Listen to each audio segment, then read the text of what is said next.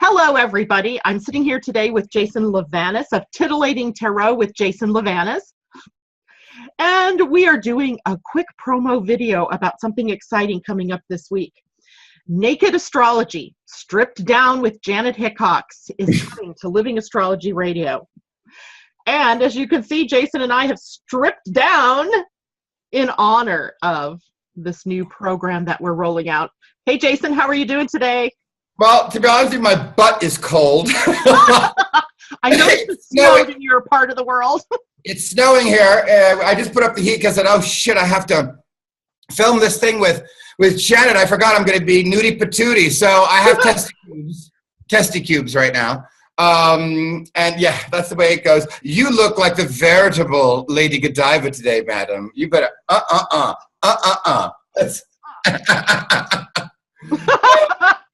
So I'm psyched because we're going to be doing, hopefully, we don't screw things up too badly, weekly video promos to let everybody know what next week's show is going to be about. Right. So why don't you start and tell us what your next week's show is about?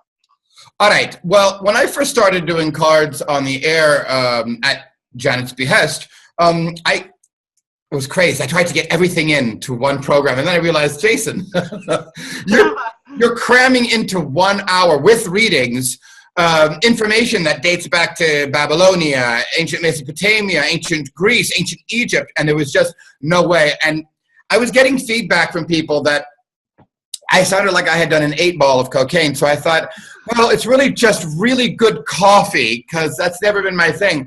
And I thought, oh, let me start to relax it a bit. So last week, which was, no, I shouldn't say last week, this week, which is 2 days ago, on Wednesday, I began card number 11, and anybody who's been watching in, or rather I should say listening into our show, knows that I started with card 0, right? And I'm building on each of the cards. And while it isn't the smartest thing to try and recap every single card, because that would be too cumbersome, it is necessary to do a little recap so people understand. Right now, on my website, I'm doing a free 1-card giveaway, which is called the Identifier card. Oh, yeah, that's right. The Identifier card tells you sort of where you're at spiritually, what you're working on, where you're at, what you're blah, blah, blah, blah. And you can find me at Titillating Tarot with JasonLivanis.com. And all of you out there need to go to Janet's website for a human design, which is mind-blowing human design reading and astrological consultation. And they can do that by going to you at www.living-astrology.com. Absolutely. I highly recommend that everybody, hightails it over and sees Janet and myself. But for maybe I should put this on our websites. People will think we're really fun. Well, I know I'm fun, and I know you're fun. So it's not a matter of them thinking. Fuck it. Now, this is the card from last week, 2 days ago, which I'm going to be doing part 2 to, because there's just too much information. So I don't know, you have to go into a special view. Tell me. I just did it so we could see this beautiful card. Can you see right there? Do I need to go closer and do a scan? No, it's beautiful. I see the eyes in the background that look like the eyes perhaps of a lion. Eyes of the lion, which is really the protective eyes of God. We see this man here. This card is called Strength. Right. And in the old Rider-Waite Tarot, it's called Power. But you see him, he is sitting there in this gorgeous sort of open gesture to God. He's radiating warmth and light. He's just sitting with his cute little peeper. Oh, yeah, thank you. I told you we were going to do bare naked, stripped down with Janet. Peeper. And he's standing behind a lion, and if you can see the countenance of the lion, it is very sweet. Yeah, docile. And he's not standing on the lion, he's standing behind the lion, and he is radiating. And what is he radiating? Even though the card says Strength, Janet, and the original card is called Power, what he is in fact, let me get back out, what he is in fact radiating is love, the universal power of love. And the reason it shows up in the 11 card at this point is, when we backtrack just quickly to the Chariot, which is look at me, look at me, look at me, look at me, I'm fantastic. Everyone wants to be around me because I'm me. And then the next card, which then becomes balance, which is, I don't really give a shit about you all being around me. I need to get my truth with my sword, and I need to get everything sort of in balance, the past, the present, the future. I need to get it all sort of taken care of so that I can start to realize what it is within me that is truly worthy, and how it is that I'm able now, because people were coming around in the past, looking at me and trying to take my example and doing things. Now, in the card of the balance, people ask me things, and they don't want to hear the fucking truth. That's why the birth of this sword happens in that card, that we then see the sword cards in the minor arcana. People fall away. They fall away from the balance, the person who is in balance, because they don't really want to know the truth. How many times, Janet, have you given a reading? Right? You've given a reading, and people say, oh, I wondered about this. And then you tell them, and you can see clearly that they do not want to know. Next card. Yes, I can see heavy sigh. Next card. Yep, next card. We then get to the Hermit. The Hermit then is still dealing with the world. Yes. Everybody thinks the Hermit goes completely away from society, but in fact he does not. He's just going inward, not revealing everything. And now, from all those people around to some people being around, most of the people drop off because he only keeps a few in his small circle that he feels are worthy. And he's gone inside. He's got the three-headed dog Cerberus in front of him, which I talk about on the show, past, present, and future, keeping those thoughts at bay so you can be in the present. And then we get to this card, power, strength. And the long and the short of it is very simple. Now that he has, in the Hermit, he has figured out, and the wheel, which comes after the Hermit, I don't want to forget about the wheel where you're sitting on top like the Sphinx and you're watching your cycles. Oh, now objectivity with about himself occurs. About himself. That whole Zen Buddha thing. Okay, fine. That's the card before 11. The card 11 says he's done his work. He got good with the objectivity, and because of that Buddha Christ-like essence, he is now able to see or put himself in other people's shoes. And something beautiful happens when that happens. When you start to put yourself in other people's shoes and you feel empathy, you're feeling your way through their stuff, you begin to grow affection for that thing. Because when you truly are trying to understand things, you grow affection for that thing. And what is that affection? Love. Love, sweet love. And so, that being said, this card discusses the fact that before, the gas in the tank was not coming from a place by where it was almighty love, God's love, the love of love. It was coming from love. It was coming from a place of wanting to either manipulate or control or figure out this. The sun doesn't know how to do anything but radiate. It doesn't act as if it's radiating. It just radiates. And that's what this card is talking about. Now we have we're cooking with the right gas. It is love that is just happening. And it is a natural, organic process of putting yourself in other people's shoes, because you can afford to do that. You're good with your own shit. This card has a very Leo feel to it. Big time. I mean, when you're talking about love and you're talking about lions and you're talking about that very strong ego, self-centered person, you're talking Leo. Big time. And what's lovely about this is that in the Rider-Waite, you see it's a woman. And it doesn't make a difference whether it's man or woman in these cards most of the time.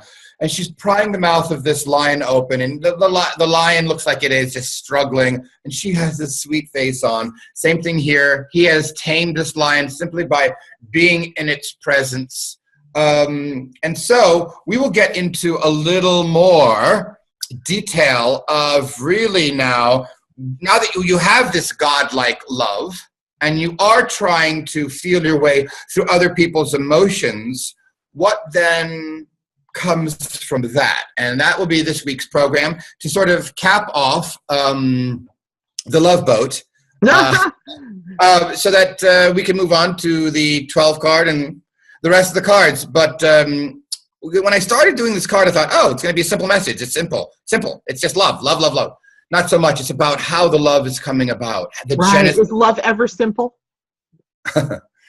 It's not simple. And why do I know that? The Greeks, they have like 8 different words for the word love. There's agape, which is this brotherly loving love. There's eros, which is the erotic tits to the wind love. And I can keep going with the names, but that just shows you how complex this subject is. Absolutely. So Titillating Tarot with Jason Livanis is on Wednesday evenings at 4 p.m. Pacific time, 7 p.m. East Coast time. Don't miss it. Don't miss it. And good news, if you do miss it because you can't be available, the link that we share on Facebook always archives immediately after the show. And you can catch the show at any time you want. You can also download it on iTunes, Stitcher, and any of those fun places, which I bet you didn't even realize people could do, but they can. Well, I didn't realize. I didn't even know what Stitcher is. Me neither, but lots of people know about it. And so you can get it on all of these wonderful platforms. I always share the link right after the show. So you know what I noticed? Even if you come into the show like 5 minutes after it starts, you're tapping into the very beginning of the show. Oh, so they do an electronic thing on there and where they know you're coming right up. Beautiful. Yeah. Well, you know, I don't know if that's true, because last night, remember that lady Joan or the other woman called in and I said, oh, have you been listening since the beginning of the show? She said, oh, no, I came into it about 15 minutes late. That's because she called in. If you call in, you come in live. But if you hit the link and you're just listening to it, you're going to get the show right from the start. Gotcha. Right. Gotcha. Yeah. So tell us about next week's show. Are you starting the Bare Naked Ladies tour? I mean, your episodes, how's that going to work? Yes. So a few months ago, actually several weeks back, I asked people during my show to send me information, questions that they had about astrology, things that they would like to hear us talk about on air. And thank you very much, people, because they poured in. And what I kind of saw was that people had questions that were pretty basic, you know, going back to like, what is a progression? What's a progress chart? What's a solar return? How does an eclipse affect a solar return? You know, things that were maybe not basic, but would be a basic discussion that we could have and wouldn't be so technical that people would nod off during the show.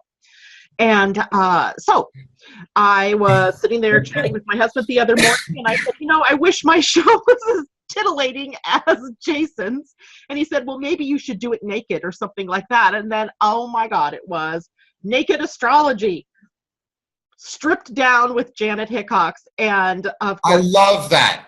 Janet, I love that because, you know, I sometimes listen to you on the other end and my brains start to liquefy. You start talking about my anus in 4th degree of Pluto trining my square. And I go, ooh, ooh, ooh, ooh, ooh, like a dog. I get lost in it. And then I'm too busy trying to figure out what the fuck you're saying. And then you give the explanation, of course, because you're very good about breaking it down laymanistically for us laymen's. But still, all of that, you know, yes. I myself gave you a bunch of questions because as much as I've been studying astrology, and I do some astrology that's basic in my readings, you know, it's just brain frying. Yeah, and you know, your questions took us all the way back to the beginning. Where did astrology come from? So we're going to start there and take it further and break it down into planets and signs and aspects and configurations and all of the details throughout the next several months. I think we'll do this up through June. That's kind of what I'm looking at right now. And each week we'll build upon what we've learned the week before. And I can't promise you that I will be naked through all of that. It's still winter in Washington, but we will strip down astrology and make it easy and fun for people to understand And I still welcome everybody's questions. So if you still have questions or things that you want to hear me talk about, feel free to email them to me at janet@living-astrology.com. And I may not always be able to respond back to you about the fact I've received your questions, but you'll notice that they end up on the show. Yes. If I do have time, I do respond back and tell you, hey, it's going to be on this week's show if you want to listen. And I hope everybody understands that, writing and preparing for a 1-hour show is a lot more cumbersome than you know. Between doing private readings and having a life, to prepare for the show so that you're at least somewhat cogent is not as easy as it looks. While I was sitting here, I had a brain storm, and something that we'll talk about when we're off camera. And I know that it's been done before because I've seen other astrologists, but I have a feeling you and I might be able to cast a different light. The two most difficult topics for most humans, psychodynamically, but with respects to couple-wise, is sex and money. Mm-hmm. I would love to see you run around the chart, run around the wheel, starting from, Aries and going all the way around to Pisces, and talk to the actual color. I'm trying to be PC here. The color that surrounds each sign sexually and with their approach towards money.